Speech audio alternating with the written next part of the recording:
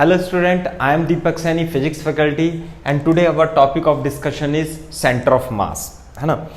हम डिस्कस कर रहे हैं centre of mass. This is the very important chapter on the point of view of neat and JEE main examination both.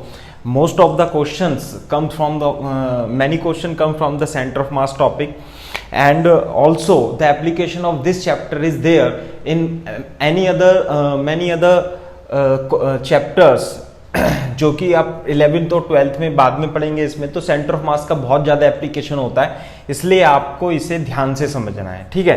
सो सबसे पहले हम definition पढ़ देते हैं सेंटर ऑफ मास की, है ना. What is centre of mass, आप डेफिनेशन लिख लीजिए. Centre of mass is a point where all the mass of the body is to be supposed to be concentrated, isn't it? Center mass is a point on a body where all the mass of the body is supposed to be concentrated. जैसे मान लिया कि ये solid body है, तो इस center of mass क्या होगा? It is a point on the body where all the mass of the supposed to be concentrated. For example, मान लेते हैं ये पेन है, इस पेन का center of mass इसके बीच में होगा. इसका मतलब ये है कि हम इस पेन को मान लेते हैं, हमारे पास ये रोड है और इस पेन को हम इस पॉइंट मास से रिप्लेस कर सकते हैं. ये सेंटर ऑफ मास हो गया. सो this is the definition of the centre of मास, ठीक है.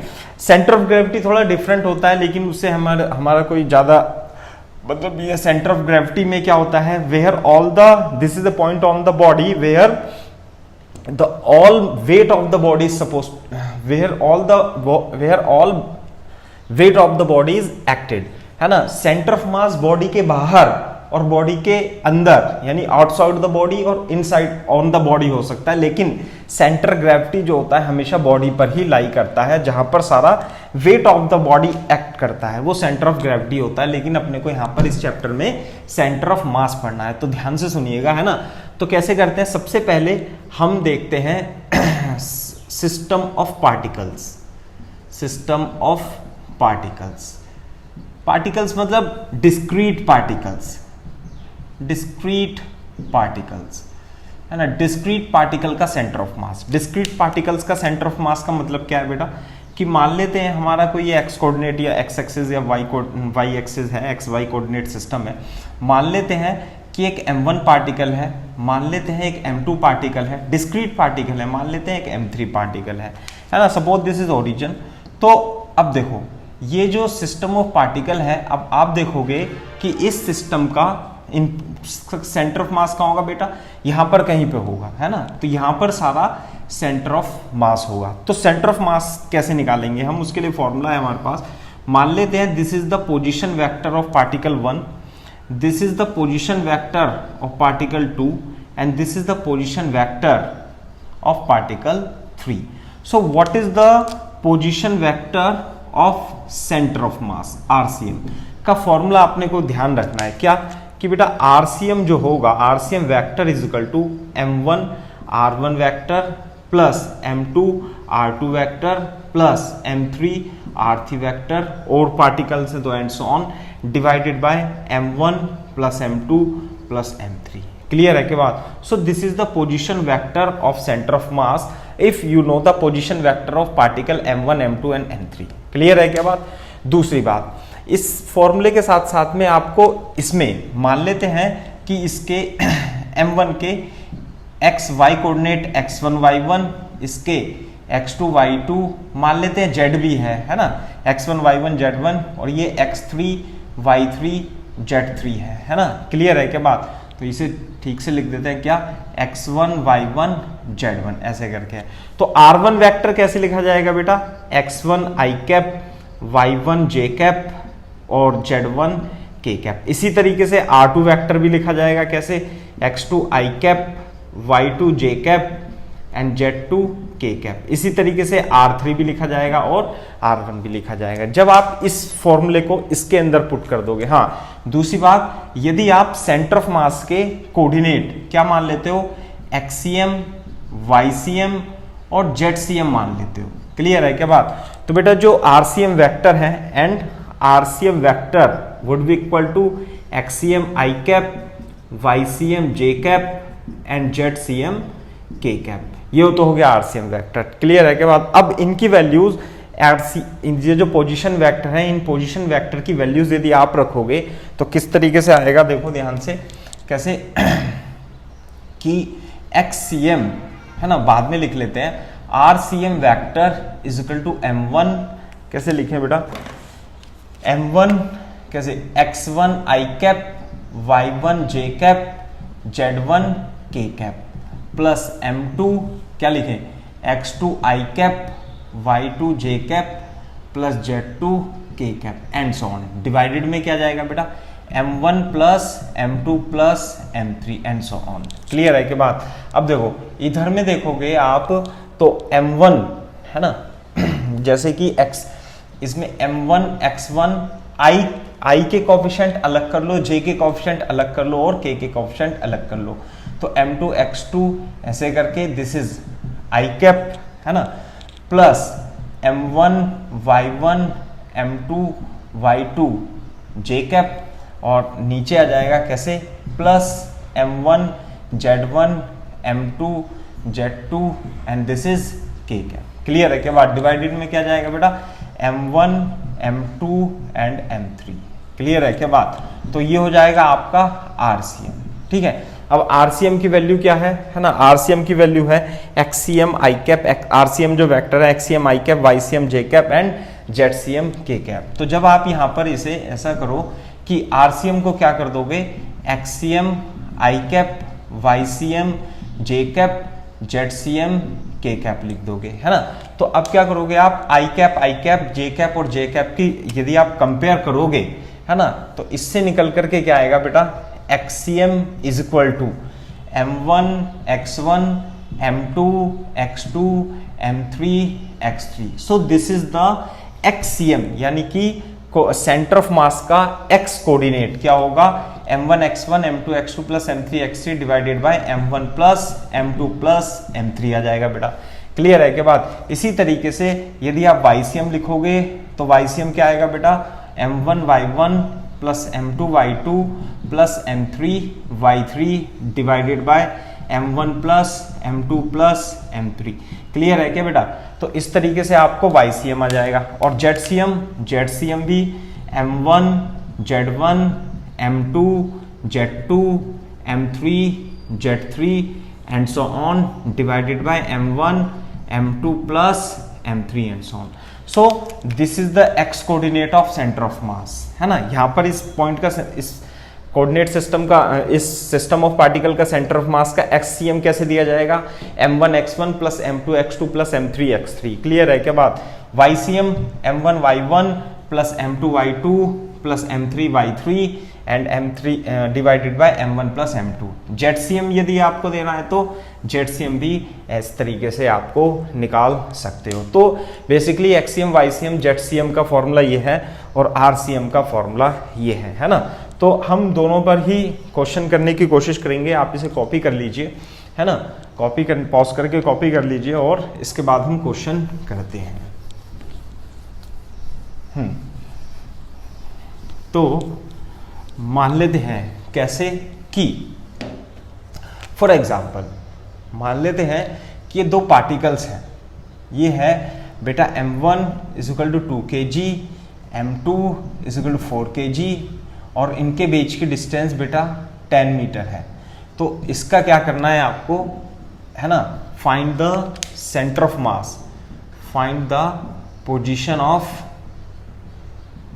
Centre of mass. क्वेश्चन लिख लीजिए। ओके, तो इसका आपको क्या करना है बेटा, find the position of centre of mass निकालना है। तो क्या करोगे आप, इसे M1 M2 को क्या करोगे, अकॉर्डिंग टू क्वेश्चन इसे आप x एक्सिस और y एक्सिस पे मान सकते हो है ना।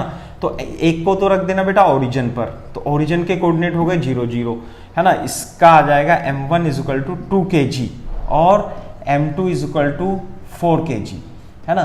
तो M2 कितना जाएगा बेटा, इसका ये डिस्टेंस कितना है, this is the distance 10 metre. तो ये क्या हो जाएगा, x एक्सिस पे कितना है 10 और y एक्सिस पे कितना है 0 है ना। तो देखो M1 M2 की वैल्यू तो पता लग गई अपने को, ये हो जाएगा आपका X1, ये हो जाएगा Y1, ये हो जाएगा X2, ये हो जाएगा Y2। क्लियर है क्या बात। तो अब देखो एक्सीएम कैसे निकालेंगे बेटा?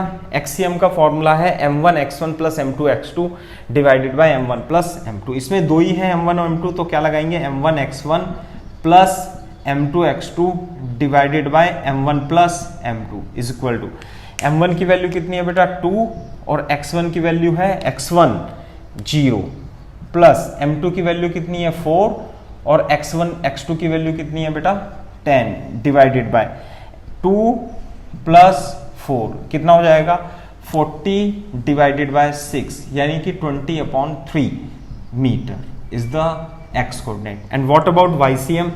YCM क्या आएगा बेटा m1 y1 plus m2 y2 divided by m1 plus m2 है ना। m1 की वैल्यू कितनी है 2, m2 की वैल्यू कितनी है 4, y1 कितना है 0 और y2 कितना है बेटा 0 डिवाइडेड बाय 2 प्लस 4। तो देखो यहाँ पे कितना आ गया है 0 प्लस 0 यानी 0, यानी कि जो कोऑर्डिनेट आएंगे सेंटर ऑफ मास के, यहाँ पे सेंटर ऑफ मास बना लेता हूँ, तो एक्सीएम YCM कितना है बेटा 20/3, 0 यानी कि एक्स एक्सिस पे ये डिस्टेंस जो है सेंटर ऑफ मास की 20/3 मीटर है और वाई एक्सिस पे तो 0 है। तो वाई एक्सिस पे तो वैसे भी 0 आता है, क्यों? क्योंकि सेंटर ऑफ मास जो होगा वो क्या होगा इन दोनों पॉइंट मासेस को जोड़ने वाली लाइन पर ही होगा। क्लियर है के बात? तो इस तरीके से आपको YCM नहीं भी निकालते तभी भी YCM की वैल्यू आप डायरेक्ट लिख सकते थे। क्या? YCM डायरेक्ट लिख सकते थे and it is equal to 0। तो in this way you have to apply this formula, है ना। You can copy this. We will move to the next question. What is the next question?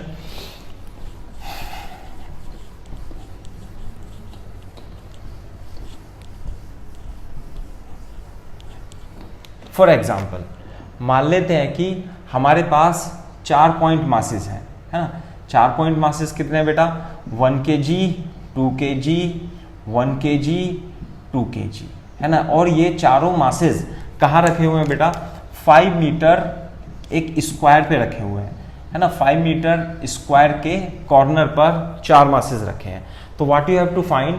You have to find the position of centre of mass, centre of mass. तो centre of मास कहाँ होगा? इन चारों masses के इस यहीं कहीं पे होगा, है ना। बीच में होगा या इधर होगा। थोड़ा सा एक चेंज कर लेते हैं, इसे ना 2 kg कर लेते हैं, नहीं तो बिल्कुल बीच में ही सेंटर ऑफ मास आ जाएगा, है ना। बिल्कुल बिना सॉल्व किए भी उसका आंसर आ जाता है। यदि ये 1 kg होता तो यहाँ पे इसका सेंटर ऑफ मास बिल्कुल बीच में आ जाता है ना। तो हमने चेंज कर लिया 1 kg, 2 kg, 2 kg and 2 kg। तो आपको क्या करना है, इस सिस्टम ऑफ पार्टिकल है और सेंटर ऑफ मास निकालने का फॉर्मूला ये है। सबसे पहले what you have to do, you have to arrange this all these 4 point masses on XY coordinate system. तो कैसे करेंगे बेटा? सबसे पहले आप इसे अरेंज कर लेंगे। कैसे? एक्स एक्सिस और वाई एक्सिस में आप इसे अरेंज कर लेंगे, है ना। कैसे अरेंज कर लेंगे? देखो आपको ये दिख रहा है कि इसमें ये स्क्वायर है, तो इस स्क्वायर को उठा के यहाँ पे रख देंगे तो कैसे हो जाएगा? ये तो हो जाएगा 5 मीटर साइड इसकी और ये भी 5 मीटर हो जाएगी। एक पॉइंट मास को ओरिजिन पे रख दो, यानी इसको 1 kg को यहाँ पे रख देते हैं, 2 kg को इस पॉइंट पे रख देते हैं and this is also equal to 2 kg and this is equal to 2 kg। Clear है के बात? तो अब इसके कोऑर्डिनेट लिख लेते हैं। क्या? 0,0, 5,0 एंड दिस इज 5,5 और इसका कोऑर्डिनेट जो होगा 0,5 होगा।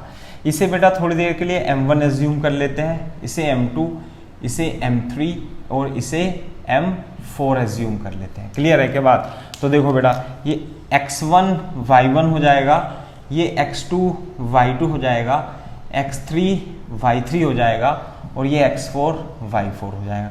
अब सेंटर ऑफ मास का जो कोऑर्डिनेट होगा XCM YCM होगा वो हमें निकालना है। क्लियर है क्या बात? तो हम निकाल सकते हैं कैसे? XCM का फॉर्मूला लगा देंगे। क्या?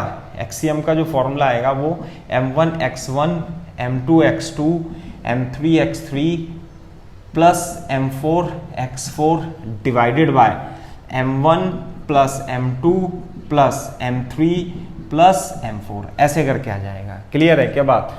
तो XCM is equal to m1 कितना है बेटा 1, m2 कितना है 2, m3 कितना है 2 m4 कितना है 2 divided multiply by x1 is 0, x2 is 5, x3 is 5 और x4 इज 0 डिवाइडेड बाय कितना 1 + 2 + 2 + 2 इज इक्वल टू, सॉल्व करेंगे 5 दूनी 10, 5 दूनी 10, 20/7 है ना, 20/7 मीटर आ गया। इसी तरीके से यदि आप YCM कैलकुलेट करना चाहते हो तो नीचे तो आ जाएगा 1 + 2 + 2 + 2 और YCM की वैल्यू आएगी कितनी m1 y1 + m2 y2 + m3 y3 + m4 y4। तो m क्या है 1, m2 m3 m4 है ना बेटा, प्लस इंटू y1 क्या है, y1 है 0, y2 कितना है, y2 भी 0, y3 कितना है, y3 इज इक्वल टू 5 और y4 कितना है बेटा, y4 भी कितना है 5। तो 0 + 0 ये आ जाएगा 20/7 यानी 20/7 मीटर कोऑर्डिनेट आ जाता है। तो इसका जो सेंटर ऑफ मास होगा वो कितना होगा बेटा 20/7, 20/7। अब उसमें क्वेश्चन क्या बन सकता है, ये पूछेगा कि 1 सेंटीमीटर से इस सेंटर ऑफ मास की डिस्टेंस बताओ, है ना। तो डिस्टेंस d बता देंगे, कैसे निकालेंगे इस डिस्टेंस d को। यदि आप इसे देखो यहाँ पे क्या है, ये तो ओरिजिन है ना, 1 kg का यहाँ पे रखा हुआ है और सेंटर ऑफ मास के कोऑर्डिनेट कितना है 20/7 और 20/7 है। तो ये डिस्टेंस तो निकल जाएगी ना, है ना। कैसे निकल जाएगी, ये तो हो जाएगा YCM, ये हो जाएगा x, ये तो हो गया x और ये हो गया y। तो बेटा d क्या आएगा, d आएगा √x² xcm² प्लस YCM², है ना। इसे xcm ycm आप लिख सकते हो। तो कितना आएगा बेटा √20/7 का स्क्वायर प्लस 20/7 का स्क्वायर। तो d कितना हो गया 20/7√2 metre is the correct answer, है ना। तो इस तरीके से आप निकाल लोगे। तो इस तरीके से आपको डिफरेंट टाइप के क्वेश्चन आपकी शीट में भी दिए हुए हैं, जिसमें पॉइंट डिस्क्रीट पॉइंट मासेस के कोऑर्डिनेट सिस्टम, कोऑर्डिनेट या तो दिए होंगे, नहीं दिए होंगे तो बेटा आपको निकालना पड़ेगा। क्लियर है कि बात, कोऑर्डिनेट भी निकालना ट्रिग्नोमेट्री लगा करके ही बहुत इंपॉर्टेंट है, तभी आप इस क्वेश्चन को सोल्व कर पाओगे। फॉर एग्जाम्पल मान लेते हैं कि 3 पॉइंट मासेस है ना, और वो इक्विलेटरल ट्राइंगल है। मान ले इक्विलेटरल ट्राइंगल की साइड कितनी है बेटा 2 मीटर है और 3 पॉइंट मासेस रखे हुए हैं 2 kg, 4 kg और 4 kg। तो आपको ज्ञात करना है क्या, find distance of centre of mass from, कहां से 2 kg से निकालना है, ऐसे निकालना है, या पोजीशन ऑफ सेंटर ऑफ मास, इस तरीके से भी आपसे क्वेश्चन पूछा जा सकता है। तो क्या करेंगे, सबसे पहले तो इस क्वेश्चन को, ये जो 3 पॉइंट मासेस दिए हुए हैं, इनको क्या करोगे बेटा आप, इनको एक एक्स एक्सिस वाई एक्सिस पे इस तरीके से रखोगे कि आपका काम हो जाए। किस तरीके से, मान लेते हैं वाई एक्सिस है, ये एक्स एक्सिस है ना। तो आप क्या करोगे, इन्हें एक इक्विलेटरल ट्राइंगल में इस तरीके से रख सकते हो। क्लियर है क्या बात। तो यहाँ पे कितना हो जाएगा बेटा 2 kg, this is equal to 4 kg and this is also equal to 4 kg, है ना। तो अब देखो ये इसे आपने ओरिजिन पे रख दिया है, तो इसके कोऑर्डिनेट तो बेटा हो जाएंगे 0,0 हो जाएंगे। क्लियर है क्या बात। अब इसे आपने एक्स एक्सिस पे रखा है, तो ये तो 2 मीटर डिस्टेंस है, तो इसका तो कोऑर्डिनेट हो जाएगा 2 और वाई एक्स पे कोऑर्डिनेट कितना हो जाएगा 0। अब बात रह गई इसकी, ये थोड़ा इंपॉर्टेंट है। कैसे, इसका कोऑर्डिनेट एक्स एक्सिस पे तो देखो ये होगा और वाई एक्स पे कितना होगा, ये होगा। तो एक्स एक्सिस पे आधा है, तो यानी ये तो 2 है और ये कितना हो जाएगा 1।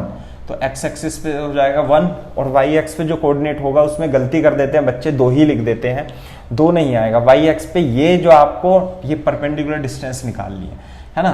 कैसे निकालेंगे एक बार मैं बता देता हूँ। देखो कैसे है कि आपको ये डिस्टेंस निकालनी है वाई, है ना।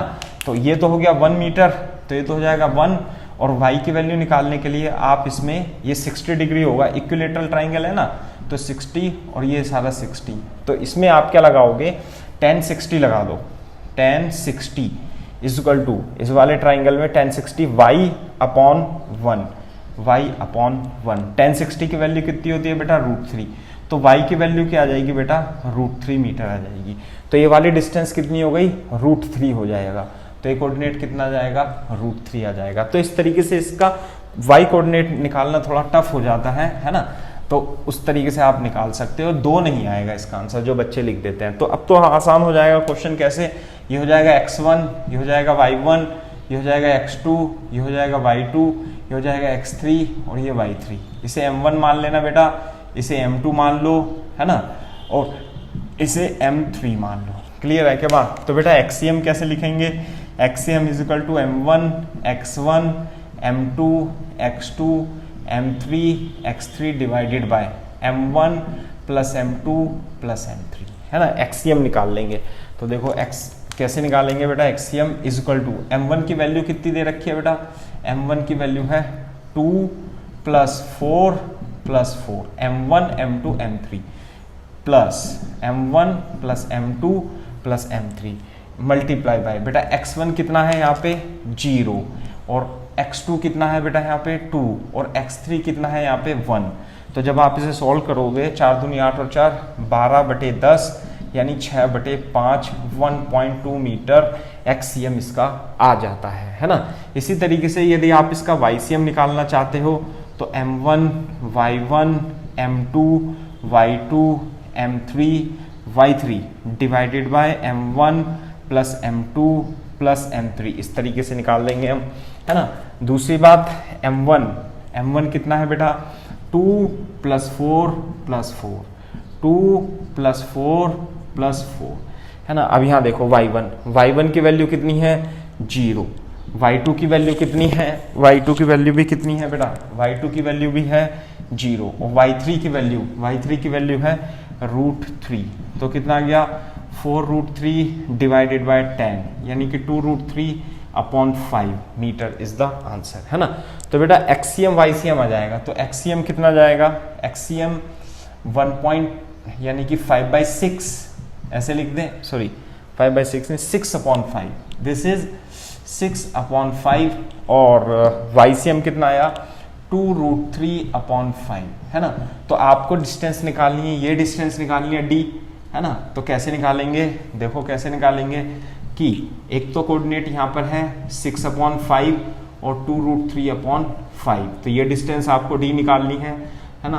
तो ये क्या हो जाएगा बेटा, ये तो XCM है और ये YCM है ना। तो D की वैल्यू कितनी आएगी, D की जो वैल्यू आएगी D इज इक्वल टू √ कितना लिख दूं 6/5 का स्क्वायर प्लस 2√3/5 का स्क्वायर। इसे थोड़ा सा कैलकुलेट करेंगे अपन, कैलकुलेट करके नीचे तो कितना आ जाएगा बेटा, नीचे तो आ जाएगा दिस इज XCM, नीचे तो आ जाएगा आपका 5, ऊपर कितना आएगा 36 प्लस 4 दिया 12 48, है ना। 48 का रूट कितना हो गया 12 चौक 48 16 48 4√3, है ना, मीटर इज द आंसर।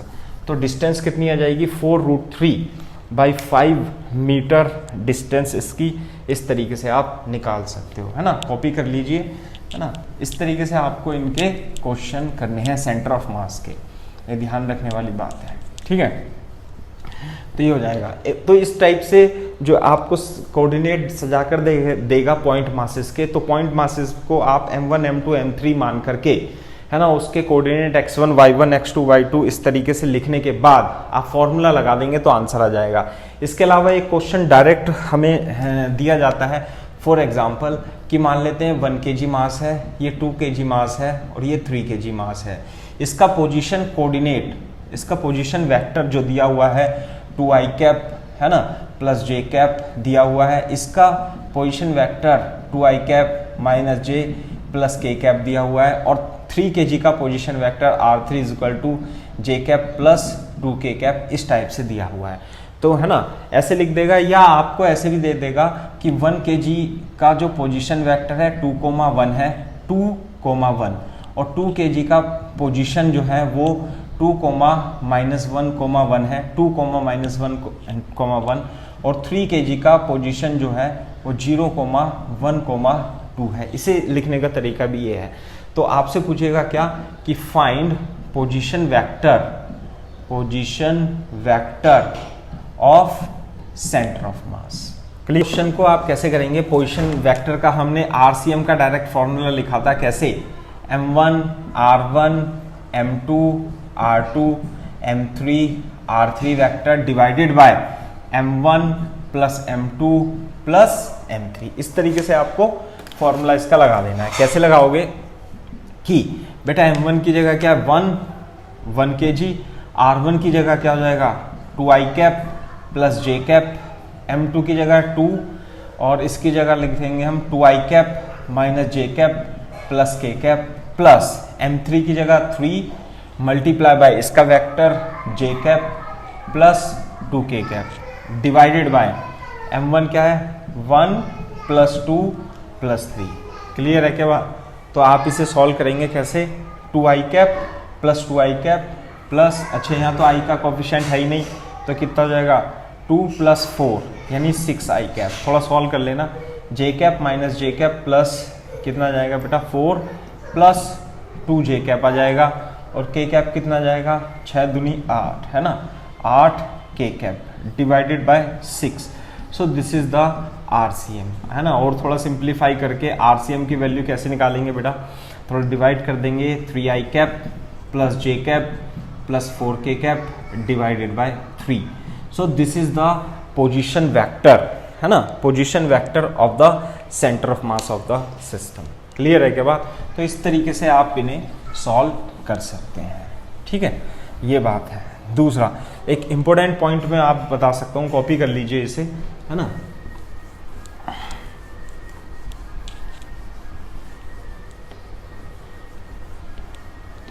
वो आपको याद रखना है ना, बहुत ही इंपॉर्टेंट कॉन्सेप्ट है और then and you have to also remember. वैसे मैंने सबसे पहला क्वेश्चन वही कराया था लेकिन एज ए फॉर्मूला आपको नहीं समझाया था, तो आपको क्या करना है, एज ए फॉर्मूला आपको समझना है।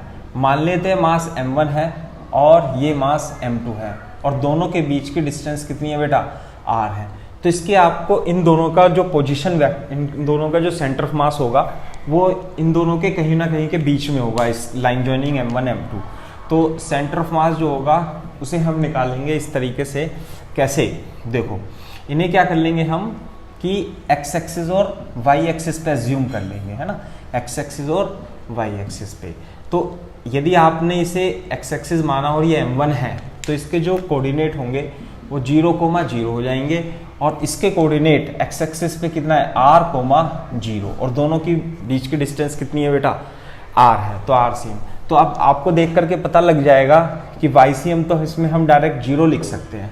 ठीक है, XCM लिखने के लिए हमें m1 x1 m2 x2 divided by m1 plus m2 आपको लगाना पड़ेगा।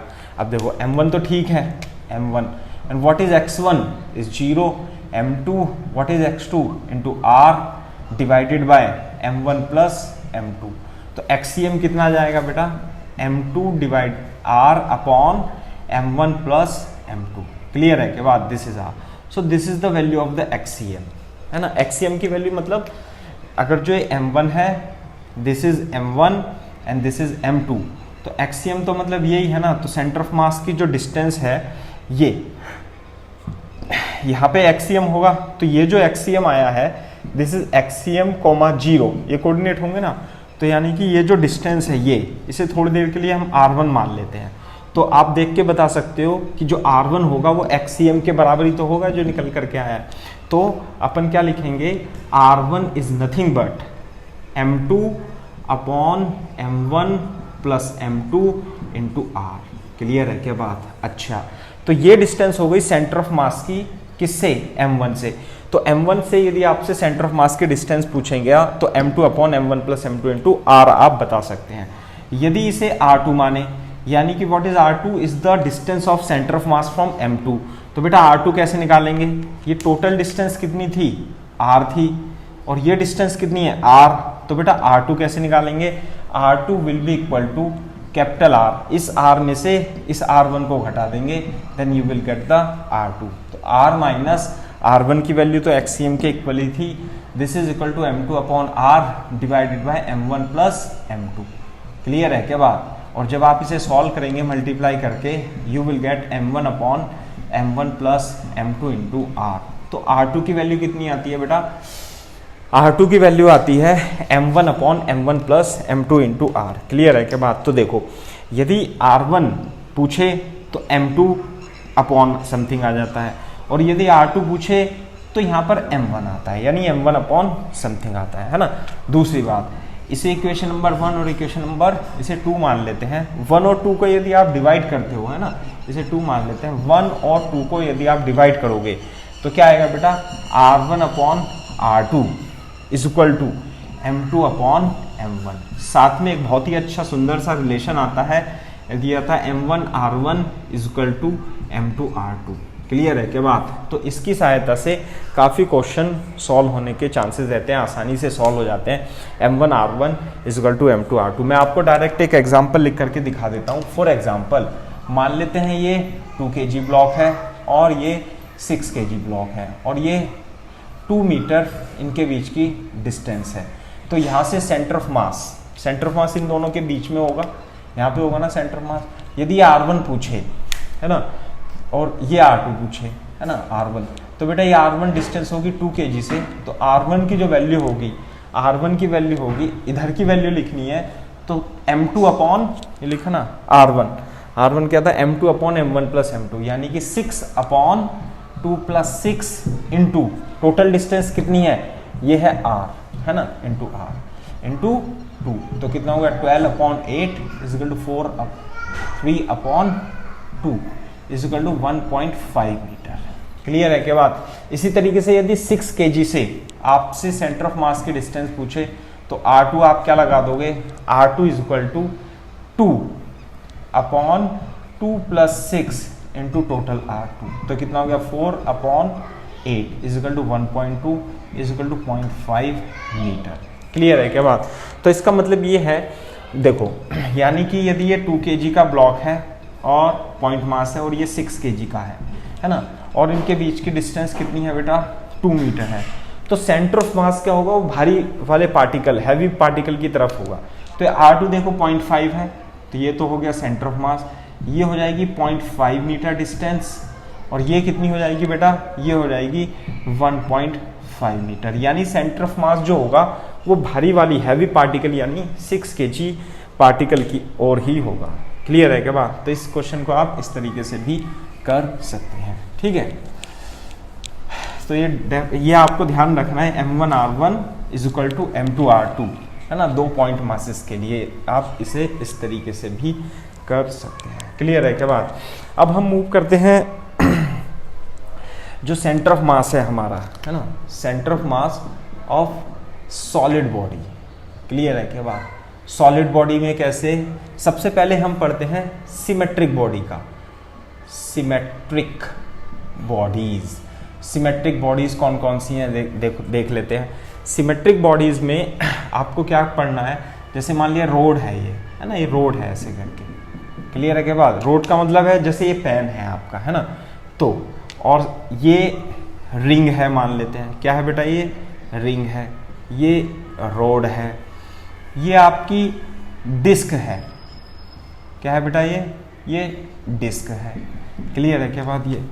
ये आपका होलो स्फीयर है। कैसा है? होलो स्फीयर। क्लियर है क्या बात? ये आपका मान लेते हैं सॉलिड स्फीयर है। सॉलिड स्फीयर, है ना, होलो स्फीयर मतलब प्लास्टिक की जो बॉल होती है, सॉलिड स्फीयर। क्लियर है क्या बात? है ना। तो अब देखो इनका, ये सिमेट्रिक बॉडी है, इस सिमेट्रिक बॉडी का सेंटर ऑफ मास यदि आप पूछोगे तो बीच में बता सकते हो कि इसके जो मिड में होगा, मिड पॉइंट पे जो सेंटर ऑफ मास होगा इसके बिल्कुल बीच में होगा। क्लियर है क्या बात?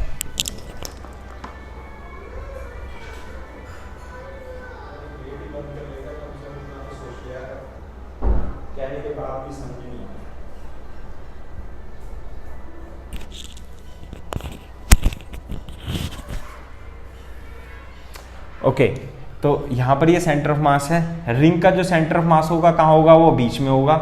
डिस्क का जो सेंटर ऑफ मास होगा वो बीच में होगा। होलो स्फीयर का जो सेंटर ऑफ मास होगा, सिमेट्रिक है ना क्योंकि, तो इसके बीच में होगा। सॉलिड स्फीयर का सेंटर ऑफ मास जो होगा वो भी बीच में होगा। इसी तरीके से यदि मान लिया आपने ये रेक्टेंगल शीट ले ली, है ना, इसकी लेंथ कितनी है बेटा? a, इसकी लेंथ कितनी है बेटा? b, तो इसका सेंटर ऑफ मास क्या होगा? बीच में होगा। इसके अलावा आपने जैसे बोर्ड आपको दिख रहा है, तो इस बोर्ड का जो सेंटर ऑफ मास होगा वो कहाँ पर होगा, बीच में होगा, है ना। और यदि आप जैसे मान लिया अभी ये स्क्वायर प्लेट है, दिस इज स्क्वायर प्लेट का सेंटर ऑफ मास कहाँ होगा, इसके बीच में होगा। क्लियर है क्या बात। तो इन पॉइंट्स का, इन सिमेट्रिक बॉडीज का सेंटर ऑफ मास आपको क्या रखना है, याद रखना है ना। एज इट इज फॉर्मूले में आप क्या करोगे, इनका एप्लीकेशन आप कर सकते हो, है ना, सेंटर ऑफ मास का, ये बात है। तो इसके अलावा अगर जो सिमेट्रिक बॉडीज नहीं है तो उनका सेंटर ऑफ मास आप कैसे निकालते हो, है ना। Centre of mass solid bodies symmetric नहीं है ना, ये सिमेट्रिक भी है या सिमेट्रिक नहीं भी है, तो उनका जो सॉलिड बॉडीज का सेंटर ऑफ मास निकालने का जो फॉर्मूला है ना, वो कैसे करते हैं हम। एक्सियम जो निकलेगा वो निकलेगा x d m divided by d m से, y c m is equal to integration of y d m divided by d m से, और जेड सी एम जो निकलेगा z d m divided by d m से निकलेगा। Clear है क्या बात। मैं इसका सॉलिड बॉडी का सेंटर ऑफ मास निकालने का फॉर्मूला है, इन फॉर्मूले को हम किस तरीके से अप्लाई करेंगे ये देखते हैं। फॉर एग्जाम्पल मान लेते हैं हमारे पास रोड है, एक रोड है, क्लियर है। अब इस रोड का सेंटर ऑफ मास निकालना है। वैसे तो हमें पता है कि ये m मास और लेंथ l की रोड है, आपको इसका सेंटर ऑफ मास निकालना है ना। तो क्या करेंगे आप, इस रोड को थोड़ी देर के लिए आप x एक्सिस पे रख देंगे ऐसे करके, मान लिया y एक्सिस है। तो हमें इस रोड का सेंटर ऑफ मास मान लेते हैं नहीं पता, तो हम एक्सियम YCM तो हम इसमें डायरेक्ट लिख सकते हैं, YCM और ZCM तो जो होगा वो क्या होगा, 0 हो जाएगा, लेकिन एक्सियम तो होगा ना। तो एक्सियम निकालने के लिए क्या करोगे आप, तो हमने देखा कि इसमें solid centre of mass of solid body के लिए जो रोड है इसकी लेंथ l है, मास m है। तो हम क्या करेंगे, हमारे पास कोई फॉर्मूला तो है नहीं इस रोड के लिए निकालने के लिए, सॉलिड बॉडी के लिए फॉर्मूला क्या है, जो ऊपर लिखे हुए हैं, ठीक है। तो अपने को क्या करना है बेटा कि एक्सियम YCM और ZCM तो इसमें 0 हो गए, ठीक है। तो एक्सियम निकालना है, तो एक्सियम के लिए आप क्या करोगे कि आप x डिस्टेंस पे, है ना, dx विथ की, x डिस्टेंस पे एक dx विथ का एलिमेंट ले लोगे, और इसका मास कितना होगा बेटा, इसका मास होगा dm। क्लियर है क्या बात। तो आप क्या लगा दोगे, एक्सियम को निकालने के लिए XCM would be equal to integration of x dm divided by dm। Clear है क्या बात, इससे निकलेगा आपका एक्सियम। दूसरी बात, इंटीग्रेशन को सॉल्व करते हुए हमेशा बात ध्यान में ये रखनी होती है कि इंटीग्रेशन के अंदर दो टर्म्स नहीं होनी चाहिए।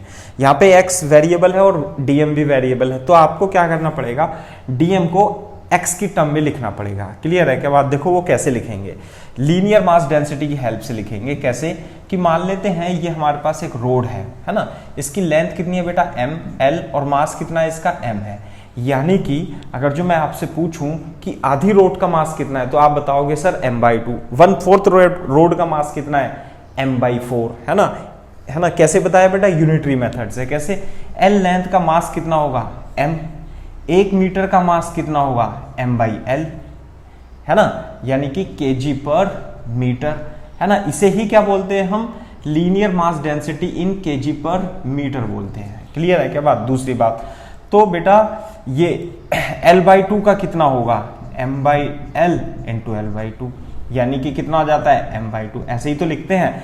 तो यानी कि l मीटर का मास है m, 1 मीटर का मास है m/l। क्लियर है क्या बात। तो अपने को मास किसका निकालना है बेटा, इस एलिमेंटल रिंग का। इसकी लेंथ कितनी है, dx, तो इसलिए dx का मास कितना होगा, m/l इंटू dx। तो यानी एलिमेंटल पोर्शन dx का मास जो होगा m/l इंटू dx होगा। m/l को आप लैम्डा भी बोल सकते हो, इसे लैम्डा dx भी बोल सकते हो, यानी कि इसे ही हम dm बोलेंगे। यानी dm की वैल्यू कितनी हो गई बेटा, dm की वैल्यू हो गई लैम्डा इंटू dx। क्लियर है क्या बात। तो इसमें हम रख देते हैं x into lambda into dx। Clear है क्या बात। और नीचे भी क्या आएगा बेटा, लैम्डा इंटू dx आएगा। लैम्डा लैम्डा तो हो जाएगा बेटा कैंसिल आउट। क्लियर है क्या बात। तो अंदर क्या बचेगा, x dx divided by dx, है ना, इंटीग्रेशन ऑफ dx आ जाएगा। क्लियर है क्या बात। तो अब देखो, आपको इसे इंटीग्रेट करना है। इंटीग्रेट करने के लिए लोअर लिमिट और अपर लिमिट और पुट करनी पड़ेगी। यहाँ पे देखो ये डीएम मास जो है, छोटे छोटे डीएम मास कहाँ से स्टार्ट होंगे, छोटे छोटे डीएम मास इस पॉइंट से स्टार्ट होंगे ऐसे करके। कहाँ से, x इज इक्वल टू 0 से स्टार्ट होंगे, है ना। इंटीग्रेशन का मतलब होता है समेशन, और कहाँ तक जाएंगे बेटा, x बराबर 0 से स्टार्ट होकर के ये x बराबर l तक जाएगा। क्लियर है। तो x बराबर 0 से x बराबर l तक इसकी लिमिट हो जाएगी, x बराबर 0 से l तक इसकी लिमिट हो जाएगी। तो कितना आ जाएगा, मैं इधर सॉल्व कर देता हूँ इसे, है ना। कैसे, XCM जो होगा वो हो जाएगा x square by 2, lower limit 0 to l, और dx का इंटीग्रेशन होगा x फ्रॉम 0 टू l। तो l square upon 2 minus 0 upon l minus 0, तो l स्क्वायर अपॉन 2l। तो XCM कितना जाता है बेटा, l अपॉन 2 आ जाता है। वो तो हमें पता था, लेकिन हमने केवल इस फॉर्मूले को वेरीफाई करने के लिए, किस तरीके से हमें अप्लाई करना है वो सीखने के लिए हमने इस तरीके से लगाया। तो this is the how to find the centre of mass of the solid body, है ना। रोड के लिए हम निकाल सकते हैं। क्लियर है क्या बात। लेकिन कभी कभी क्या होता है कि बॉडी जो होती है, जैसे इसमें तो आसान से दे दिया, एक बहुत ही फेमस और अच्छा क्वेश्चन है, सभी, है ना, सभी बुक्स में आपको मिलेगा, है ना, हम भी कराते हैं। जैसे कि मान लेते हैं कि अब की बार रोड लीनियर नहीं है, सिमिलर नहीं है, क्या है, रोड क्या है, इस तरीके से वेरिएबल डेंसिटी की है ना।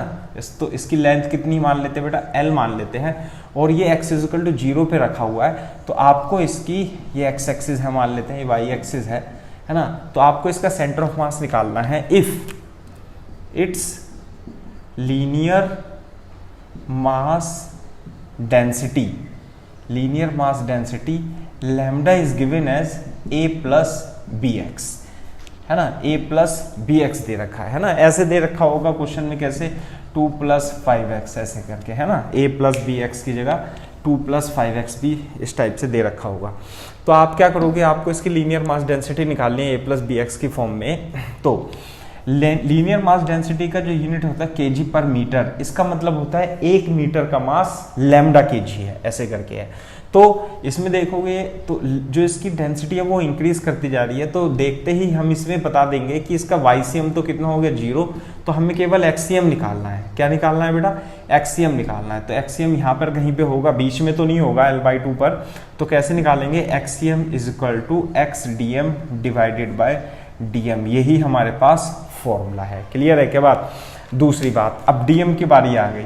तो DM क्या होता है बेटा, कैसे अज्यूम करेंगे अपन, DM इज नथिंग बट, यहाँ पे x इज इक्वल टू 0 से एक x डिस्टेंस पे एक एलिमेंटल पोर्शन कंसीडर करेंगे, जिसकी लेंथ कितनी होगी dx, और इसका मास कितना ले लेंगे हम, DM ले लेंगे। तो DM का जो मास होगा वो कितना होगा बेटा, लैम्डा इंटू dx होगा। क्लियर है क्या बात। जैसे वहां पे लीनियर मास डेंसिटी पिछले वाले क्वेश्चन में लैम्डा जो थी वो m/l थी, यानी केजी पर मीटर थी। तो यहाँ पर भी केजी पर मीटर में लैम्डा की जगह क्या है, a plus bx, variable linear mass density है। वेरिएबल कैसे है कि जैसे जैसे x की वैल्यू इंक्रीज हो रही है, लीनियर मास डेंसिटी यानी कि मास पर यूनिट मीटर लेंथ क्या इंक्रीज हो रहा है। तो DM को क्या लिखेंगे, लैम्डा इंटू dx। देखो लैम्डा की यूनिट कितनी होती है, केजी पर मीटर, और इसे मीटर से मल्टीप्लाई कर देंगे तो क्या हो जाएगा, केजी में आ जाता है ना।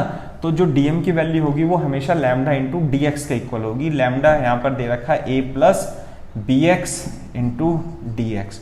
सो this is the value of DM हो जाएगी।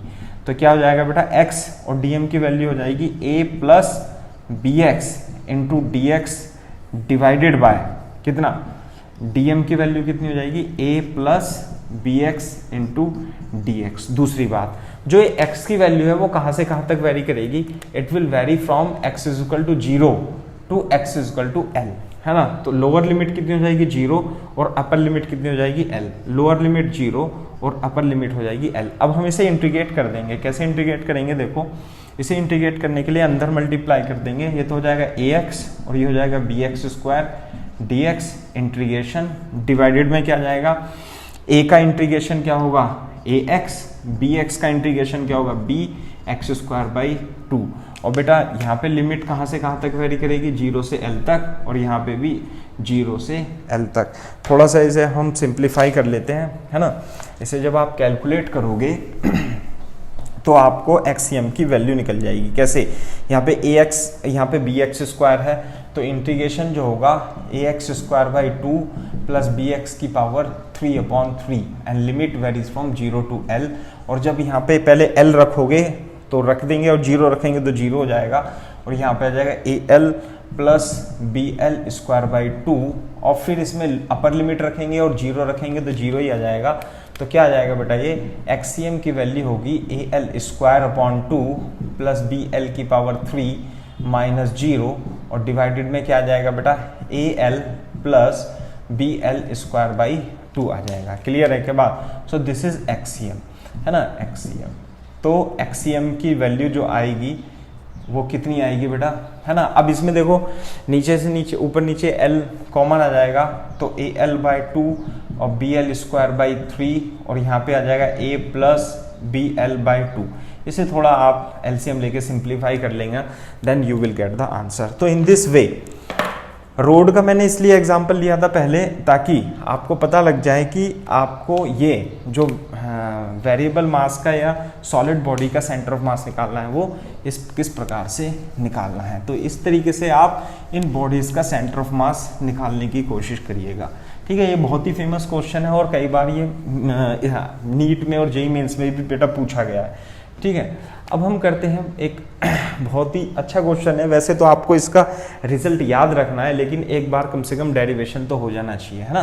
Semi circular ring, semi circular ring, है ना, centre of mass of semi circular ring, है ना। मान लेते हैं ये हमारे पास क्या है, एक सेमी सर्कुलर रिंग है ऐसे करके, और इसकी रेडियस कितना है बेटा, ये तो ओरिजिन पे मान लेते हैं। इसका हमें सेंटर ऑफ मास निकालना है, तो रेडियस तो है इसकी r और टोटल मास है इसका m मान लेते हैं, है ना। तो इसे मान लेते हैं ये ओरिजिन पे, इसके सेंटर को हमने ओरिजिन पे रख दिया और इसे हमने y पे रख दिया। तो अब आपको देखने से पता लगेगा कि ये y से m के अबाउट सिमेट्रिक है, यानी कि जितना इधर है उतना इधर है। तो देखने से ये पता लग जाएगा कि इसका जो एक्सियम होगा वो तो 100% 0 होगा। तो एक्सियम तो निकालने की अपने को जरूरत नहीं है। तो वाईसीएम क्या होगा, सेंटर ऑफ मास इसका यहाँ पर कहीं होगा। तो आपको इसके सेंटर ऑफ मास के डिस्टेंस निकालने हैं। वैसे आपको ये सेंटर ऑफ मास की जो डिस्टेंस है वो 2r/π होगी, ये याद रखनी है ना। तो निकालेंगे कैसे, एक बार हम उसे देख लेते हैं। क्या कि मान लेते हैं कि इस वर्टिकल लाइन से थीटा एंगल पर, है ना, थीटा एंगल पर एक डी थीटा एलिमेंट ले लेते हैं और इसका मास कितना ले लेते हैं, dm। क्लियर है क्या बात? और ये डी थीटा है और ये लेंथ कितनी हो जाएगी बेटा, ये लेंथ हो जाएगी dx। क्लियर है क्या बात? दूसरी बात, अब इसका जो सेंटर ऑफ मास है वो कितना होगा, कहाँ पर होगा, है ना, ये हो जाएगा y, ये y कोऑर्डिनेट हो जाएगा। अगर जो मान लिया ये r है, ये r है और ये थीटा है ना, तो r, तो ये वाली जो लेंथ होगी y, ये कितना हो जाएगा बेटा, ये तो r है ऐसे करके, तो cos थीटा लगा देंगे इसमें। cos theta is equal to, इस वाले ट्राइंगल में cos theta is equal to ये y हो गया बेस अपॉन हाइपोटेनियस। हाइपोटेनियस कितनी है बेटा, r, तो y की वैल्यू जो आ जाती है वो r cos थीटा आ जाती है। आगे बात समझ में। दूसरी चीज इसमें क्या आवश्यकता पड़ेगी, dm की पड़ेगी। dm का मान वैल्यू कितनी होगी, यानी इस एलिमेंटल रिंग का मास कितना होगा। कैसे निकालेंगे, देखो इस रिंग को आप थोड़ा बड़ा कर लो, है ना। कितना बड़ा कर लेंगे आप, जब आप इसे रिंग को तोड़ करके, है ना, फ्लैट, इसे जो खोल करके फ्लैट कर देंगे, तो बेटा इसकी जो लेंथ होगी, ये टोटल लेंथ कितनी होगी, πr हो जाएगी, है ना। तो और इसका मास कितना होगा बेटा, m। तो πr लेंथ का मास जो है वो कितना है, m है। तो 1 मीटर का मास कितना होगा, m/πr होगा, है ना। तो इस एलिमेंट को क्या मान ले, dx। तो ये dx है ना, ये जैसे ये एलिमेंट dx, तो बेटा dx का मास कितना होगा, m/πr इंटू dx होगा। क्लियर है क्या बात? तो बेटा dm कितना हो जाएगा, dm हो जाएगा m/πr इंटू dx। लेकिन यहाँ पर dx और r में एंगल इज इक्वल टू, यहाँ पे d theta angle is equal to arc, arc कितनी है यहाँ पे, angle is equal to arc upon radius. तो dx की जगह हम r d थीटा भी लिख सकते हैं। तो जब आप यहाँ पे लिखोगे dx m/πr into r d theta, तो कितना हो जाएगा बेटा, dm हो जाएगा m/π into d theta. Clear है क्या बात? तो dm की वैल्यू कितनी आ जाती है, m/π d थीटा आ जाता है ना। तो देखो मैं एक बार फिर से बता देता हूँ कैसे। ये रिंग है, इसकी रेडियस r है, वर्टिकल से थीटा एंगल पर आपने डी थीटा एंगल लिया और एक एलिमेंट ले लिया dm मास का, उसकी विथ हो गई dx। तो dx और ये एंगल है d थीटा, तो दोनों में रिलेशन क्या आएगा, angle is equal to arc upon radius. तो dx की वैल्यू आ गई। साथ में ये थीटा है, तो आप इस ट्राइंगल में क्या लगा दोगे, कॉस थीटा लगा दोगे। Cos theta is equal to base upon hypotenuse, यानी y अपॉन r। तो इससे y की वैल्यू आ जाती है। ठीक है, तो अब हम एक्सियम तो हमारा इसमें 0 था, तो अब हमें YCM निकालना है। तो YCM के लिए हमारे पास फॉर्मूला क्या होगा, सॉलिड बॉडी के लिए y dm integration of dm हो जाएगा। क्लियर है के बाद। तो y की वैल्यू कितनी है बेटा, r कितना, y की वैल्यू है r cos थीटा, y की वैल्यू r cos थीटा, और dm की value m upon pi into D theta. और ये कितना हो जाएगा, dm की वैल्यू यहाँ पर लगा करके m upon pi into D theta. Clear है के बाद, m से m कट जाएगा, है ना। तो ये आ जाएगा बेटा, कितना आ जाएगा यहाँ लिख देता हूँ थोड़ा सा, r cos theta D theta divided में कितना आ गया बेटा, integration of D theta. Clear है के बाद। अब हमें थीटा का इंटीग्रेशन करना है। तो देखो ये dm की वैल्यू कहाँ से है, dm थीटा जो है वो इस पॉइंट से इस पॉइंट तक जाता है। थीटा कहाँ, 0 से π/2 तक। तो 0 से π/2, 0 से π/2 कर देंगे। इस पोर्शन को लेने की आवश्यकता नहीं है, क्यों, क्योंकि YCM के लिए ये वाला इस पोर्शन का जो YCM होगा वही इस वाले पोर्शन का YCM होगा। यदि आप इसका YCM निकालते हो, इतने पोर्शन का YCM, तो इतने पोर्शन का भी YCM सेम ही आएगा। इसलिए आप इसे 0 से π/2 तक ही वेरी करा दो। ठीक है, तो देखो कितना आएगा, r cos थीटा का integration sin theta from 0 two π/2, और नीचे थीटा का integration theta from 0 two π/2। Clear है के बाद। जब आप इसे रखोगे तो YCM की वैल्यू कितनी आ जाती है बेटा, r into sine π/2 minus sine 0। पहले क्या रखेंगे, पहले अपर लिमिट रखेंगे, फिर लोअर लिमिट रखेंगे। नीचे क्या जाएगा, पहले π/2 और माइनस 0। तो साइन π/2 की वैल्यू कितनी होती है, साइन π/2 इज इक्वल टू 1। तो ऊपर तो r, नीचे π/2, और YCM की वैल्यू आ जाएगी 2r upon pi is the correct answer. तो आपको ये ध्यान रखना है, क्या ध्यान रखना है बेटा, कि जो centre of mass of ring होता है, सेमी सर्कुलर रिंग का, इस सेंटर से जो डिस्टेंस होती है ये कितनी होती है, 2r अपॉन पाई होती है। तो ये बहुत ही इंपॉर्टेंट क्वेश्चन है ना। इसमें यदि कोई डाउट हो तो आप पूछ सकते हो, है ना। आप मेरे को मैसेज कर सकते हो, है ना। कमेंट करेंगे तो definitely I will try to give the reply. So this is the centre of mass. ये फॉर्मूला आपको याद भी रखना है ना। काफ़ी बार ये एज इट इज़ यूज़ किया जाता है। इसका डेरिवेशन करने की एक बार कर लो, दो बार करने की आवश्यकता नहीं है ना। तो centre of mass of semi circular ring is 2r upon pi. इसी तरीके से और कुछ भी हैं पॉइंट जो आपको डायरेक्ट याद करने हैं, उनका डेरिवेशन करने की आवश्यकता नहीं है। और डायरेक्शन क्या, centre of mass of semi circular disc. Semi circular disc कैसे बेटा, सेमी सर्कुलर डिस्क, ये डिस्क है और इसका मास कितना है बेटा, m है, और इसके जो सेंटर ऑफ मास होगा वो कहाँ पे होगा, देखो ये x, यदि आप इसे x मानोगे तो एक्सियम तो 0, तो सेंटर ऑफ मास इसके जस्ट ऊपर होगा। और ये जो डिस्टेंस होती है, ध्यान रखने की बात है, 4r अपॉन 3 पाई पर होती है सेमी सर्कुलर डिस्क का सेंटर ऑफ मास। क्लियर है क्या बात। अब हम बात करते हैं semi circular ring. Semi circular ring की तो हो गई, रिंग का तो 2r अपॉन पाई होता है, इसका हमने डेरिवेशन कर लिया। इसका डेरिवेशन नहीं करना है, 4r अपॉन 3 पाई आपको डायरेक्ट याद रखना है ना। दूसरा है centre of mass of hemi spherical shell. Hemi spherical shell, hemi spherical shell मतलब जैसे आपकी प्लास्टिक की बॉल है, उसे बीच में से काट दो तो अंदर से क्या होती है, वो खोखली होती है। क्लियर है क्या बात। अंदर से जब वो खोखली होगी तो वो इस तरीके से बन जाएगी, है ना, खोखली। तो सेंटर ऑफ मास की जो ओरिजिन, ये तो हो गया उसका सेंटर, और ये जो डिस्टेंस होती है हेमिस्फेरिकल शेल की, ये कितनी होती है बेटा, r/2 हो जाता है। क्लियर है क्या बात। कितना हो जाता है हेमिस्फेरिकल शेल का, r/2। यदि सॉलिड हेमिस्फेरिकल शेल है, सॉलिड होमी स्पेयर है, तो उसका जो सेंटर ऑफ मास होगा, मान लेते हैं ये सॉलिड सेमी हेमिस्फेयर है, तो इसका जो सेंटर ऑफ मास होगा वो कितना होगा बेटा, 3r/8 डिस्टेंस पे होगा। This is the centre of mass. Clear है के बाद ये सेंटर ऑफ मास हो जाएगा सॉलिड हेमिस्फीयर का। काफ़ी बुक्स में आपको मिल जाएगा लिखा हुआ, आपको यहाँ पर याद करना है ना। दूसरा है, नेक्स्ट पॉइंट है होलोकॉन। होलोकॉन का जो सेंटर ऑफ मास होगा, मान लेते हैं ये राइट एंगल होलोकॉन है ना, और इसकी हाइट कितनी है बेटा, h है। तो h सेंटर ऑफ मास जो होगा वो यहाँ से h/3 डिस्टेंस पे होगा, है ना। This is the centre, the height of the centre of mass would be h/3 from the this point. अगर जो सॉलिड कॉन है, सॉलिड कॉन का जो सेंटर ऑफ मास होता है, ये तो h/3 है, वो थोड़ा सेंटर ऑफ मास थोड़ा और नीचे आ जाता है। कितना नीचे आ जाता है, दिस इज द h/4। ये तो h/4 पे होता है, थोड़ा ऊपर होता है ना। h/3 होता है, h/4 और थोड़ा सा नीचे आ जाता है। इसके अलावा और दो सेंटर ऑफ मास हैं जो आपको याद रखने हैं। कौन कौन से, एक तो सर्कुलर आर्क का, है ना। मान लेते हैं सर्कुलर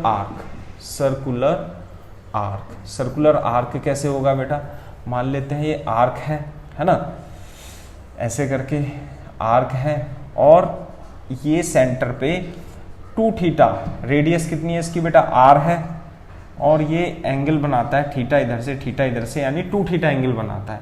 तो आप देख लो सेंटर ऑफ मास कहाँ होगा, इसका बीच में होगा।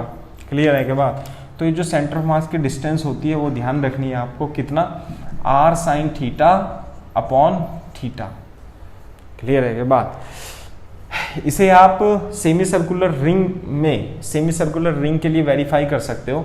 अगर जो इस आर्क को पूरा थीटा 90 डिग्री हो जाएगा, तो क्या बन जाएगा, ये सेमी सर्कुलर रिंग बन जाएगी। It would be semi circular ring. और थीटा की जगह क्या हो गया यहाँ पे, यहाँ 90 हो गया, यहाँ 90 हो गया।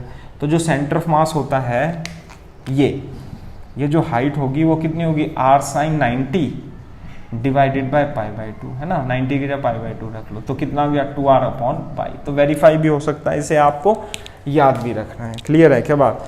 दूसरा, सेमी सर्कुलर आर्क के बाद, है ना, ये हो सकता है आप पे क्या, sector of circular plate. Sector of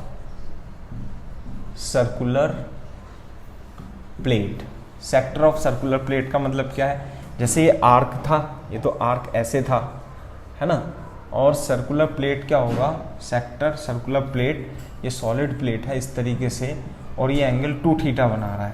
तो इसकी रेडियस कितनी है, r। तो जो सेंटर ऑफ, ये थीटा हो गया, ये थीटा हो गया, यानी कि जो सेंटर ऑफ मास होगा वो, जैसे इसमें था ना r sin θ/θ, तो रेडियस तो r है इसकी, मान लेते हैं r sin θ/θ तो था ही, आपको याद करने का क्या, 2/3 से और मल्टीप्लाई कर देना। क्लियर है क्या बात। तो सर्कुलर प्लेट बन जाएगी। अब इस सर्कुलर प्लेट से सेमी सर्कुलर प्लेट बनानी है, तो थीटा की वैल्यू कितनी होनी चाहिए, यहाँ पे देखो, अगर जो ये सर्कुलर प्लेट है, सेमी सर्कुलर प्लेट है, तो थीटा की वैल्यू कितनी हो जाएगी, π/2। और सेंटर ऑफ मास की डिस्टेंस कितनी होती है बेटा, ये होती है 2/3 r sin θ। थीटा की जगह π/2 डिवाइडेड बाय π/2। sin θ, sin 90 तो 1 होता है, ये हो जाएगा 4r/3π। तो ये डिस्टेंस होती है 4r/3π की।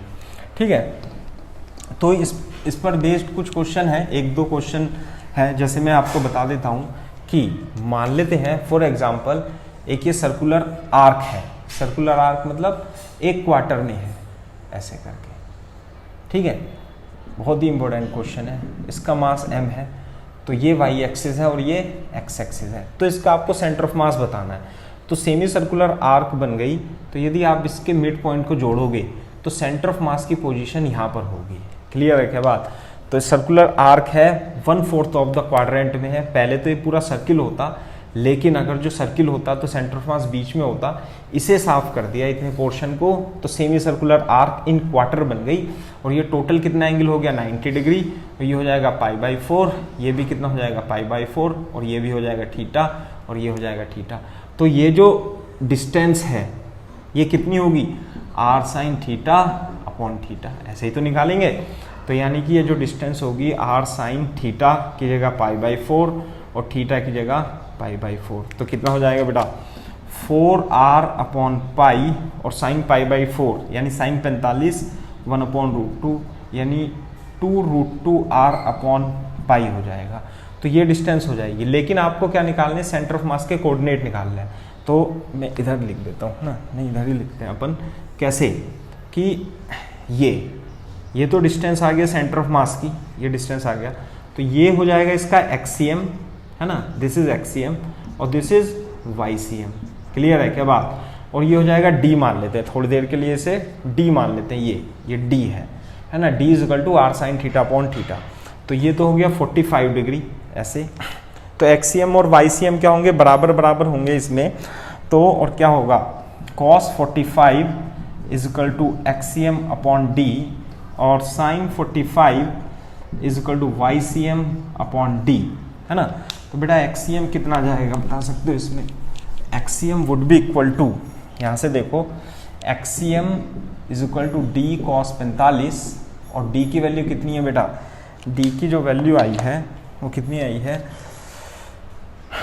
2√2/π और साइन 45 की वैल्यू कितनी आएगी, 1/√2r, है ना, r भी तो लिखेंगे, तो √2r, तो कितना हो गया बेटा 2r/π। इसी तरीके से YCM is equal to d sine 45, d की वैल्यू 2√2r/π इंटू 1/√2 यानी 2r/π। तो यानी कि ये जो कोऑर्डिनेट है ये, है ना, ये जो एक्सीएम वाईसीएम आएगा 2r/π और 2r/π आ जाएगा।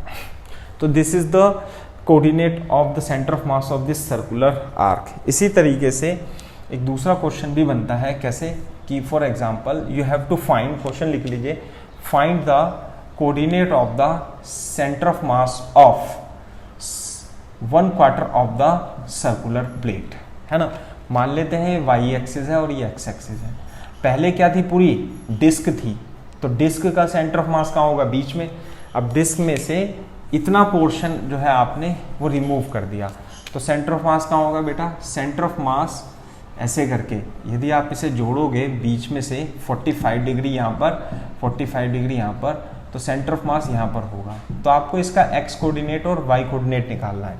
तो सबसे पहले तो हम ये डी निकाल सकते हैं। तो डी की जो वैल्यू होती है, इससे पहले थोड़ा देर पहले मैंने बताया आपको क्या, कि सर्कुलर डिस्क की जो डिस्टेंस होगी इस पॉइंट से वो कितनी होगी, 2/3 r sign theta upon theta के इक्वल होगी। क्लियर है क्या बात? तो ये दो 2/3 r, है ना, रेडियस कितनी है इसकी डिस्क की, r मान लेते हैं। तो sine theta sine 45 divided by π/4, तो हो जाएगा 8r/3π इंटू साइन 45 √2 यानी 4√2r/3π हो जाएगा। क्लियर है क्या बात? अब फिर से एक्स कोऑर्डिनेट और वाई कोऑर्डिनेट निकालना है हमें इसमें। ये तो हमारे पास डिस्क है और ये तो आगे डिस्टेंस d और ये है 45, तो हमारे पास ये x और y। तो x और y जो होगा, है ना, तो x क्या होगा बेटा, d cos 45, अभी यहाँ से किया है ना अपन ने ऐसे करके, cos 45 लगा देंगे, cos 45 is equal to x/d और y क्या होगा, d sin 45। When you will calculate you will get XCM is equal to what, 4r/3π और YCM is also equal to 4r/3π। Clear है क्या बात? इसका मतलब यही है कि 2r/π जैसे उसमें था 2r/π और ये भी था 4r/3π, वो सेमी सर्किल की जो सेंटर ऑफ मास की पोजीशन थी 2r/π से वही है, और इसमें भी सेमी सर्कुलर डिस्क की जो पोजीशन थी उसी के जैसा है।